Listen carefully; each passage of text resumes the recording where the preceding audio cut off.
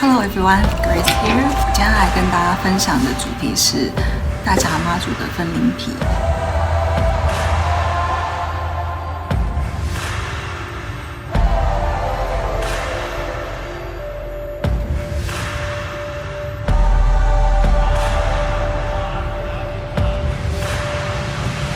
在这阵子刚好因为是台湾大甲妈祖绕境，其实大家已经看了很多有关相关的新闻。那这个起源是在1959年，从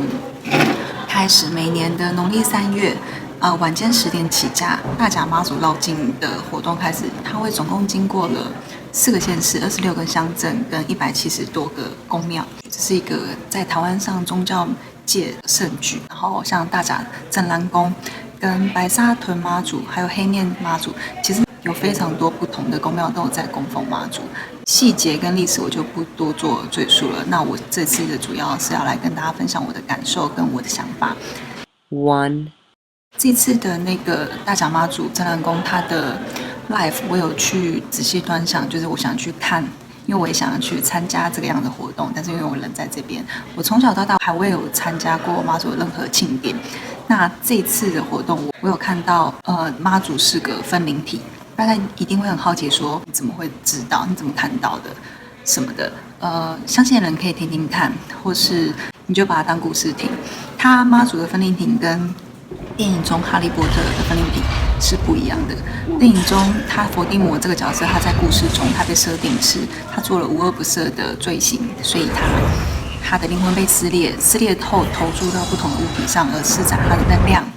那妈祖他跟他的道理有点相同，是他一样是从1930年从湄洲岛请过来供奉的分灵。妈祖他是一个很大的一个能量场、能量体，然后他身上其实有依附非常多不同的能量，都是因为他的目的都是一样，他是为了要带给人民福祉，所以因为这样子相同的目的让他们聚合在一起，因为他的信念都是一样嘛，所以他会跟着信徒相同的意念而日渐增大。这是我看到妈祖的这个分灵体的部分。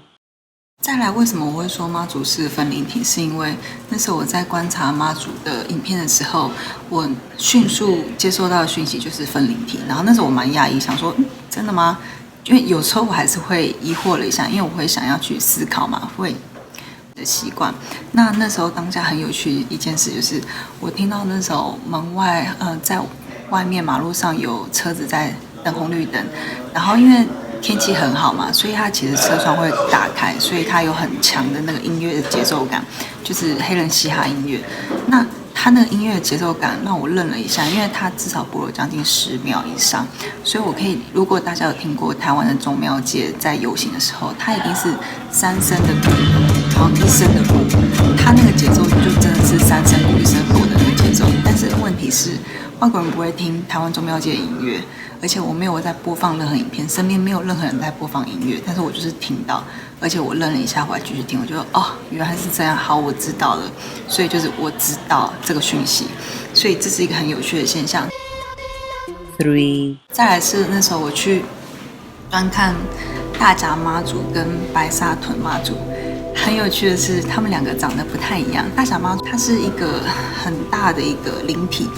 很强的一个灵体，它有很多不同的能量块依附在一起。那时候我看到它的时候，它的能量块依附在一起是整个是发光的，它是有点融合到发光，而且很强大。然后它有一个眼睛，那时候它看到我的时候，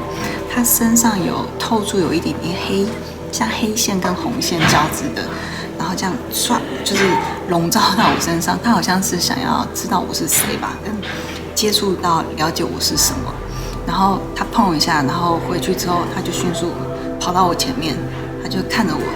他就有一颗眼睛，然后就这样看着我，然后眨一下，然后我也是这样看着他，我心里的想法就是感激虔诚敬意的心意，然后说立后，所以他那时候眨一下，然后他就咻一下，他就不见了。这是我那时候当下看到的，还蛮有趣的，所以想跟大家做说明。然后再来是白沙屯。白沙屯妈祖真的很有趣。如果大家知道说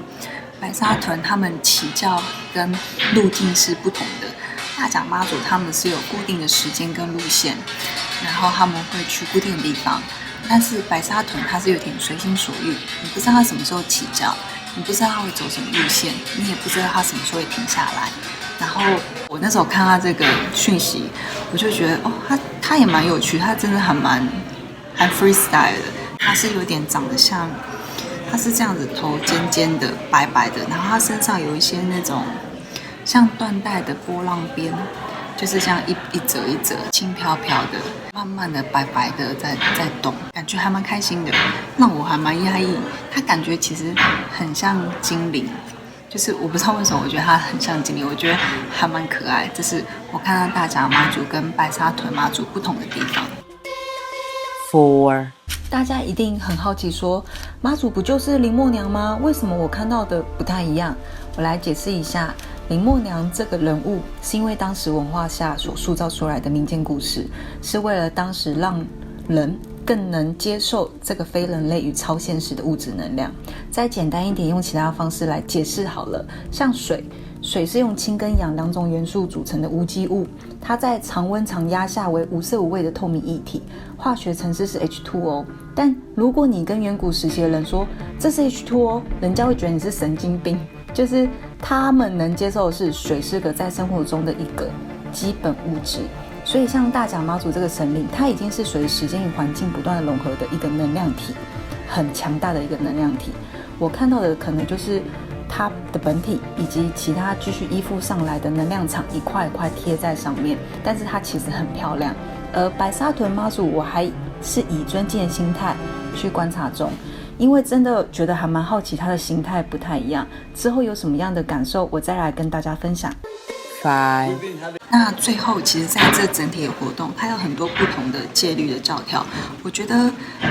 它其实很多教条不是明地上表面上这些规矩你要去死守，而是它是因为当时的文化背景跟知识水平跟人对宗教信仰的执着全部大体考虑下而制定出来，第一是为了让大家可以统一集中同样的信念去凝聚巩固这个信仰的能量，而让它日渐坚强。那这个很棒的一件事情就是我很喜欢的地方，就是因为信仰的关系，所以是在台湾跟以及世界各地的信徒，他们会蜂拥而上来这边一起共襄盛举，而这个信念的感染力它会越来越强大，所以大家彼此之间会互相因为宗教而拉近之间的联系，所以它善意与美好的能量会在之间互相流窜跟流动，洗净感染这个区域的氛围。就是大家可以去感受看看跟了解看看，然后再来是因为这样子，所以它也可以带动这个地方的气息整个活络起来。这是我真的觉得台湾这个宗教文化的习俗在国际上是真的非常与众不同，而且我真的觉得很棒。希望大家会喜欢我这支影片，喜欢的话可以帮我按赞、订阅或是分享我的频道。那就先这样子喽，拜拜。